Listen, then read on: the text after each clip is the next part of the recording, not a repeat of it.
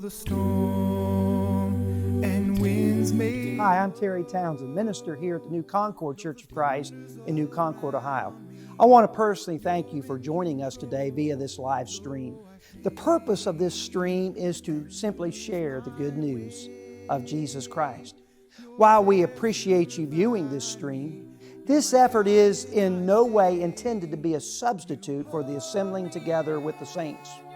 We recognize, however, that there are circumstances that arise that might prevent someone from attending church service. And for this reason, we provide a means whereby people like you can hear the gospel preached. We hope you enjoy today's message from God's Word. Please feel free to share this stream. If you're ever in the New Concord, Ohio area, we'd love for you to drop by and visit with us. We meet every Sunday morning beginning at 9:15 a.m. for Bible class, again at 10 a.m. for worship, and again 6 p.m. for our evening worship. See you soon. You hold me in your mighty arms, forever safe from harm.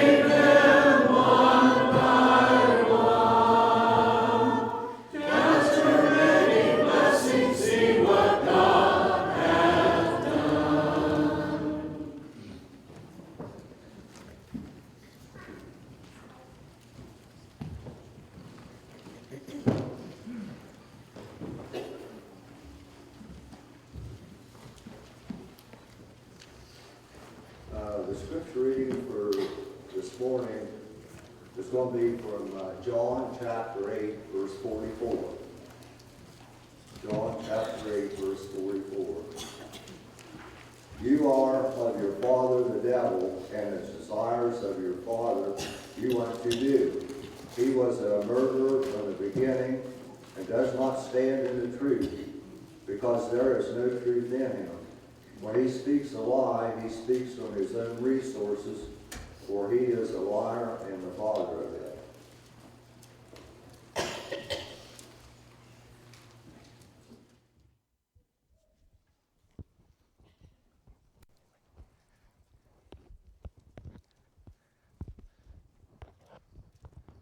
Thanks, Jim.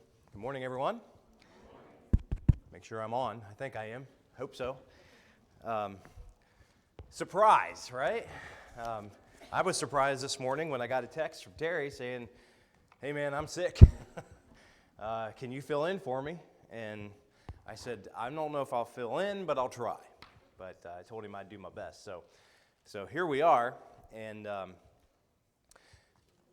this morning I wanted to take a look at a subject that sometimes we don't really think about. And we don't really think about it in the perspective of our world and how we live. But before I get to that, I got a little story. When I was a young guy in high school, I had a little routine. My junior and senior year of high school, I'd go and I would work out every day during the summer. And, you know, it's whenever you're an athlete, that they expect that of you. That was even way back in the dark ages before we had helmets and, no, I'm just kidding. But yeah, we still had to do that then. So I would go and I would work out in the mornings during the summer. And then my afternoon routine, except for my senior year, I had a job. But when I didn't have to go to work, I would go and kind of hang out at the pool, at the park. Get a nice tan, and swim around and have kind of, when you're 16, 17 years old, that's what you do, right? Because who's there? There were girls there. Sorry, Stacy.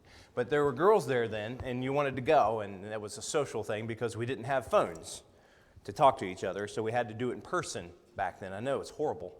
That I don't know how we got along that way. But one day I went there, and there was me and Buddy, and there was these two girls that were there. We'd never seen them before.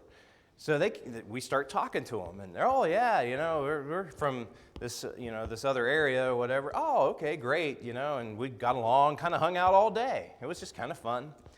Just got to know them a little bit. Okay, great. Well, the next day, I come out from the field house from working out, and I'm out in the parking lot, and here's this little guy. I knew him from school, and he is ready to just rip my throat out. And I was like, buddy, what is wrong with you? First of all, you're nuts because you're this tall. And I said, what's the matter, man? Oh, you, blah, blah, blah, and this and that. And I said, what are you talking about? And he said, you were talking to my girlfriend yesterday. I said, funny, because I asked her if she had a boyfriend. She said no. Guess what? She lied. She lied. You ever get lied to by someone? How does it make you feel when you get lied to? And I told him, I'm like, look, man, if you want to take your best shot, you go ahead. But she lied. She didn't tell me she had a boyfriend. So then he kind of rethought it and got mad and took off. And I don't know whatever happened. I never saw her ever again. But it was quite the interesting little ordeal there. Somebody lies to you. How do you take that? I remember an older movie called Liar, Liar. Anybody ever seen that one? Liar, Liar? Yeah, you've seen that. The concept is, here's this guy who is an attorney. And he's has a son, and he's divorced, and his son, he's constantly telling his son, hey, I'm going to come pick you up. I'm going to be there. I'll get you after school. I'll do this. I'll do it. He never shows up. And so at the kid's birthday party, whenever his dad doesn't show up again, he makes a birthday wish that his dad couldn't lie. Well, the breeze comes, and the next thing you know, he couldn't lie for a day. For a 24-hour period, he couldn't lie. He just couldn't do it. And it's a comedy, but it was a funny concept of a lawyer who couldn't lie. Can you imagine? And he had a big court hearing that day, too. So picture that. You think, okay, I could think of a lot of things that could go along with a car salesman, an attorney, all these people. What would it be like if they couldn't lie? Can you imagine what our world would be like if everybody in it for a 24-hour period couldn't lie? What would our politicians be like? What would our news media be like if they couldn't lie for a day? Well, the text that was read for us this morning is talking about the biggest liar of all, and that's Satan. And he deceives us. In Revelation chapter 12, verse 9, he's referred to as the deceiver of the entire world. And you talk about being deceptive. There's not only being lied to by somebody, which makes you feel bad, but being deceived by somebody. And you think, well, what's the difference? So there's a little bit of difference in the sense that what you think you're going to get out of something, you don't get. You think what you're receiving, you don't, if you bid for a car on eBay and it's a Ferrari, and you bid on this car and you win it, and they send you a Matchbox Ferrari, that's not exactly what you had in mind, is it? That's being deceived, isn't it? Well, we gave you the Ferrari. Well, that's not really what I would thought. You had pictures of it was a Matchbox Ferrari. It wasn't the real deal. That's being deceived. Have you ever seen somebody that could deceive you like that? Stacy and I went on our first cruise this year. We've never been on one. We went on one. And there was a magic show there. I wanted to go with that so bad. So we went to the magic show, and I kind of like watching that kind of stuff. It's kind of neat. But this fella, he was pretty good. He'd been on one of the major shows, America's Got Talent or something, I'm not sure. But anyway, he's along the front row there, and he goes down, he gets down off the stage, and he goes down, and he gets a ring from this lady, and a ring from over here, and a ring from this person over here. And he takes all three of these rings. You know, these people are peeling off their jewelry and giving it to this guy. Good luck. Did they get the real one back? We don't know yet. So he takes all three of these rings, and I'm thinking, what in the world is he going to do with these rings? And he takes them, and he like does some little mumbo jumbo and pulls them out, and they're all linked together. They're all hooked together. I was like, how in the world did he do that? Everybody's thinking, well, how did... So he goes down to the people, and he says, look, this is your ring right here in the middle, right? Yeah, that's mine. Pull on that. So they got these chain lengths of rings, and they start pulling on it. Yeah, it's together. And he goes to the next one. This is your ring on the end right here. See if you can pull it off. No, can't pull it off. Same thing with the third one. So then he comes back up, and he grabs this pencil. And he goes back down, and he takes the pencil, and he puts it into the ring, and right in front of this, he holds it out like this, and he goes, pulls that ring off, slides it down the pencil, and gives it to them. And he goes over, and he does the same thing. And he does the third. How did he do that? Well, you know it wasn't real, right? He didn't really have those rings linked together, but somehow he made it look as if he did, because it was pretty real. And to the people that pulled on him, they thought it was pretty real too. But they were deceived. It wasn't an actual event. That's what magicians do. It's that deception. You've seen the grandpa pull the corn out from behind your ear, and you're like, wow, my ear produces quarters. How does that work? But it really doesn't. You just think you do when you're a kid. So that's being deceived. Satan is great at that. 2 Corinthians 11 talks about it, and you go back to Genesis, Eve was deceived, wasn't she? She was deceived because she thought what she was looking at was this great-looking fruit. I used to tell a story, and I would throw, on purpose, apple in there just to see if anybody would be deceived by me saying apple, because the Bible doesn't say it's an apple, it just says a fruit. But she's being deceived because, well, you know, Satan talked her into it, didn't he? He's a slick talker. Boy, look at that tree. That's a great tree, isn't it? Look at the fruit on that tree. You know, look at that. Look at the engine under that hood right there. Isn't that the best looking thing you've ever saw, right? Salesman. He knew how to deceive her right to the point where she says, you know what? You're right. That is good. I think I'll have some of that. And then she turned around and gave it to her husband. Like, here, check this out. Look what this snake told me to do. I call it a snake, a serpent. Look what he told me. But look at this thing. Isn't this great? Here, have some of that. And Adam, being the husband that he is, he's like, well, oh, yeah, okay. And right in there with her. Yeah. That fast. That's how Satan can get us so quickly that we don't even know what happened. He makes us think things. He tempts at us. He gets us thinking. You know, you think about that. What did he tell Eve then? You surely won't die. Because she said, well, God told us if we eat, we're going to die. No. You're not going to die. Not really. That's not going to happen to you. How does he talk to us today? How does he get that around to us today? We look at that and we say, well, Eve was pretty stupid, wasn't she? I mean, how dumb was that? God directly told her not to do that. How many times does God directly tell us not to do things? How many things can we find in here where God says, hey, don't do this, don't do that? He directly tells us that. Now we say, well, if we were Eve, though, and God really did come down and say, Dave, don't do this, Dave, don't do that. Yeah, but he tells us. What's he do to us? What's he say to us? Well, he's telling us that others, maybe. Others might suffer consequences, but not you, Dave. Not you, buddy. You're not going to suffer the same consequences as somebody else that does that because, you know, you're different. You're special, and you'll be okay. Just go ahead and try it. Go ahead and try it out. It'll be all right. You can beat it. You can beat the system. You can get around it. See, that's exactly what he told Eve, wasn't it? You can get around that. That's not a big deal. That's what he still tells us, the same deceitful tactics today. It's what he did to her way back when. Makes us look so tempting to us. Your situation is different than everyone else's. It's okay for you to indulge in that. It's okay. Whatever it might be. It's all right. Don't worry about it. It won't get you. You can get away with it. You can get away with it. All you got to do is ask for forgiveness. You'll be all right. Well, the problem is what happens once we take that little bite, then what do we want to do? Well, we want to share that, right?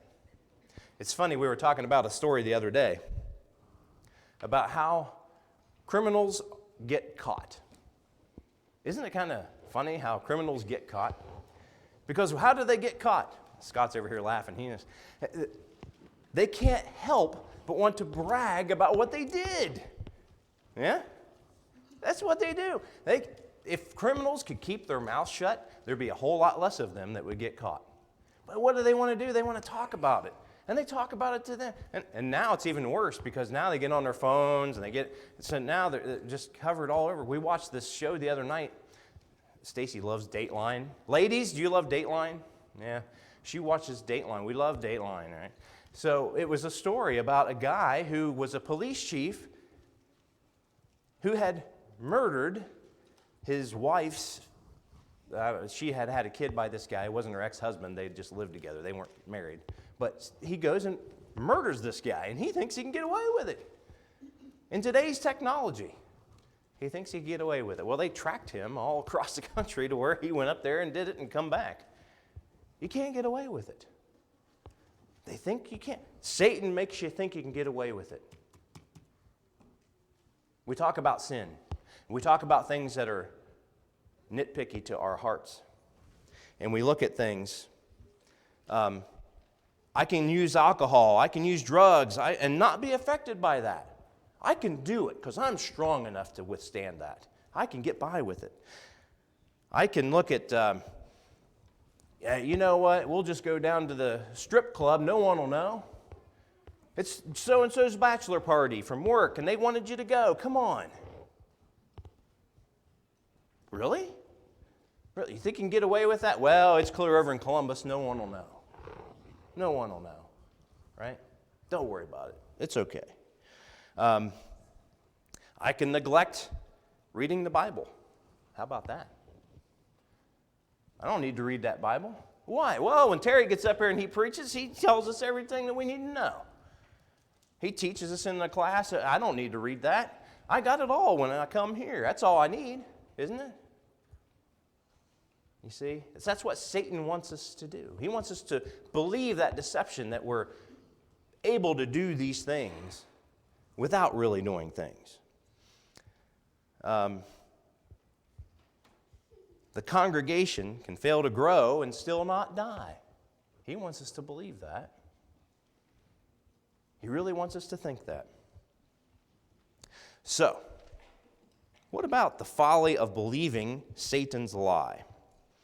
Well, sin is a dangerous thing. Romans 6:23 says the wages of sin is what? Death. Absolutely. We know that one, don't we? The wages of sin is death. And when we balance this out with Satan's lies and deceitfulness, what we're doing is we're playing with death, aren't we? You ever think about it that way? And when we sin, we're playing with death. Anybody in here would like to handle a rattlesnake if I brought it in? There's some churches that do that, you know. They're right over there in West Virginia. Don't say anything about West Virginians now. Easy. But would you handle that? If I brought a big old rattler in here and said, here you go, and handed it around, any of us want to? No, sir. First of all, most people wouldn't even want to handle a garter snake, some of the people I know, but let alone a rattlesnake. What about a black widow spider? If I brought one in, would you let him crawl up your hand? No. Not so, huh? Wouldn't want to do that? Black mamba crawling up through here, would we want to reach down and pet that thing on the head? No. You said, that's dumb, Dave. Why would you want to do that? Well, that's what sin is. Sin is death. And when we try to negotiate with our minds and with God and say, well, I can get away with this through Satan's lies and deceitfulness, that's exactly what we're doing. We're picking up a poisonous snake. We're playing with this poisonous spider. We're playing with death. That's what we're doing. And so it's something to think about when we do these things, when we try to reason with ourselves about cause and effect and how that works with us. Here's some scriptures for you. Numbers 30, chapter 32, verse 23. But if you do not do so, take note. You have sinned against the Lord, and be sure your sin will find you out.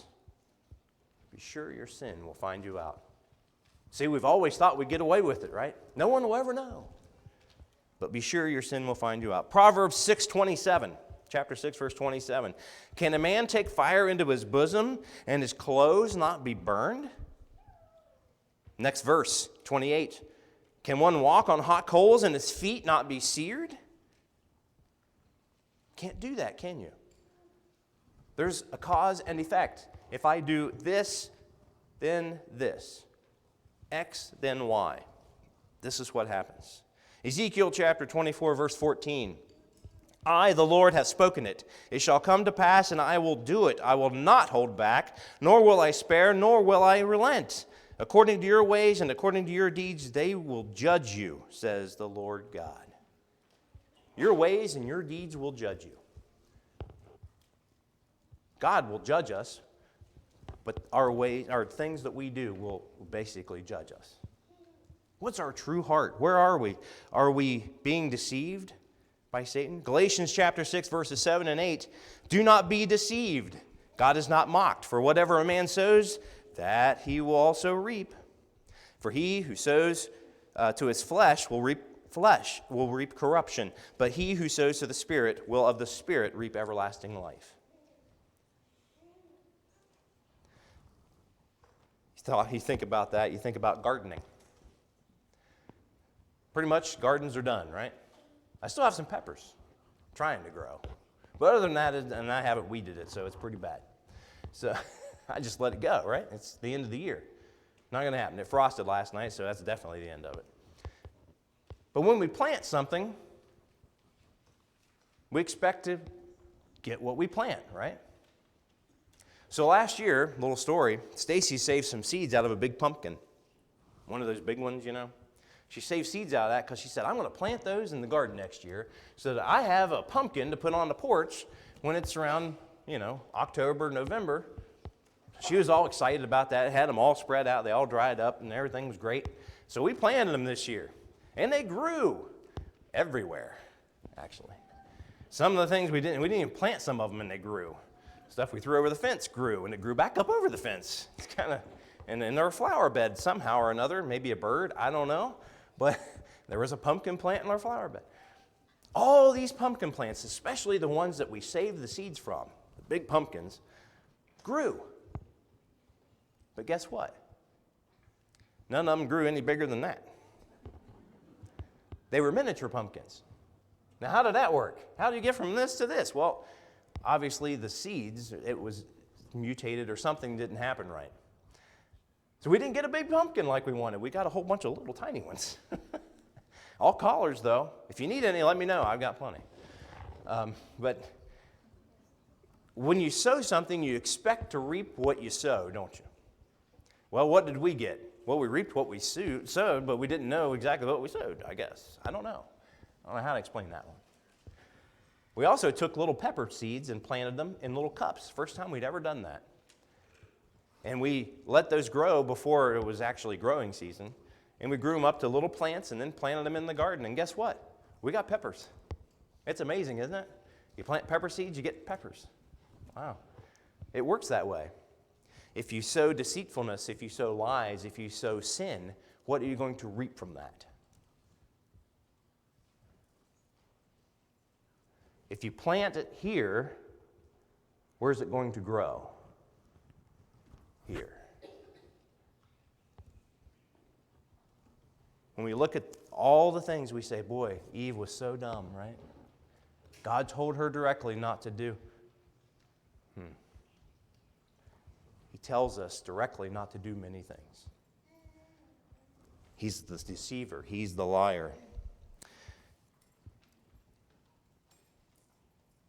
Sometimes he even tells us, look, you can get by with it. All you got to do is repent. So go ahead and indulge in it, do it, and you can repent. Well, first, that takes a huge assumption. The big assumption is that we're going to have the time and the opportunity to do it. How much time do we have left here? I had one of those monumental birthdays this week. Some of you knew that, right? One of those big numbers, at least 30. We'll say it that way, at least 30. See, that's deceitful, isn't it? Yeah, I turned 50 this past week. 50 years old. Here I am, 50 years old. Yes, sir. Gray hair and all. It's one of those things. And you think, oh, boy, yeah, I have time. When we were 18, we thought we had our whole life ahead of us, didn't we? And the more we know, and you think back, I think back 30 years, and wow, that doesn't seem that long ago. I can remember things just like it happened yesterday, and it was 30 years ago. Time is limited here. We think we're going to have time to take care of things, right? How many 18-year-olds, how many 17-year-olds get killed in a car wreck? They thought they had their whole life ahead of them, but they didn't. We never know what's going to happen to us. We think we got all kinds of time, and that's what Satan wants us to believe. Go ahead, sow your wild oats, boy. It's okay. You'll be all right. You got plenty of time. You're only 18, you're only 19, you're only 20 years old. You got your whole life ahead of you. Might as well enjoy it right now, and then when you get older, you can settle down. It'll be okay. And even the older we get, Satan still deceives us. He still says, well, it's all right. If you do this, you can just ask forgiveness tomorrow. There's always tomorrow, right? Not always. There's not always tomorrow. That's the big deception. He makes us feel as if it's not a big deal. And that's when he goes on the attack. The biggest liar ever is Satan. Truth. Salvation from the devil's effort to destroy us is available only in the realm of God's truth. John chapter 8, verse 32. And you will know the truth, and the truth will make you free. Isn't it refreshing when someone tells you the truth and you find out about it? You're like, they really were honest with me about that. Especially sometimes when you didn't think they were. But then you find out, wow, they really were telling me the truth. I can't believe that. Then you find out someone else didn't tell you the truth that you thought did. How does that make you think about them? How do you think God feels about us when he knows everything? He knows. We think we're getting away with it. We think we're hiding it from everyone, but God knows. All these things that are in here, we're getting away with this, we're getting away with that, we can just check mark them all. We got away with it, right? No one ever knows. God knows. He sees it all. And it hurts him. It hurts him. Just like you were hurt when someone lied to you. Just like you were hurt when you were deceived by somebody. It hurts God when we do these things. Just a few thoughts I thought I'd share with you this morning, just on a quick notice. But think about that. Think about it this morning. Are you truthful with God? How truthful with God are you? It doesn't matter whether or not you're truthful with me. You need to bring God into your life and let him be an open book to you. If you're here this morning and you haven't put Christ on in baptism, that's how we get rid of that sin. Go back and read in Acts chapter 2 and some other places as well, and you can understand that. And if you don't understand that, we'd be glad to talk to you about it. But also, if you're here this morning and you feel like that, hey, you know what? Satan deceived me. He got to me. He nailed me. And I need help with that. We're here for you too. So whatever your need is this morning, if you need to put Christ on or if you need the prayers of the congregation for whatever reason, we're here for you. Don't let Satan deceive you and think you've got time to take care of it later, because you may not. So if you have that need, please come forward as together we stand and sing.